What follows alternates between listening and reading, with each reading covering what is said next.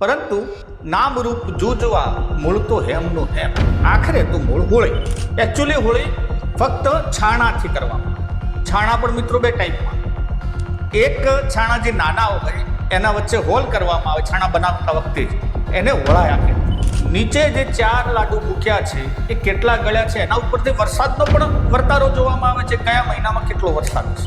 આપણે બધા જ સાંભળ્યું છે કે આપણામાં 16 સંસ્કારો, 16માં જ આપણને યાદ હશે, બીજા કોઈ યાદ લગભગ નહીં હોય.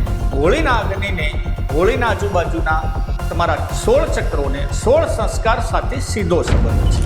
પુરુષમાં જે 16 સંસ્કારો પૂરા થયા કે ન થયા એ કોણ નક્કી કરશે અને કેવી રીતે નક્કી થાય? તો એ નક્કી કરવા માટેનો જવાબદાર પણ હોળી. એ વ્યક્તિ જ્યારે લગ્ન કરવા જાય છે, પુરુષ મોટો થઈ, ત્યારે જે વેદીમાં અગ્નિ આવે છે, લગ્ન વેદીમાં જે મંડપમાં યજ્ઞ મહારાજ જે અંદર મંગાવે છે એ પણ ઘરના અંદરથી મંગાવવામાં, એટલે એ પણ અગ્નિ હોળીનો અગ્નિ છે. ચિતાના અંદર ત્યાં અગ્નિ જળાવવામાં નથી આવતો, એ અગ્નિ પાછી એની એ જ એના ઘરેથી લઈ જવામાં આવે છે, ત્યાં બહારથી પાડવામાં આવતી નથી. એમ મનુષ્યના જીવનમાં 16 સંસ્કાર પૂરા થયા ગણાય.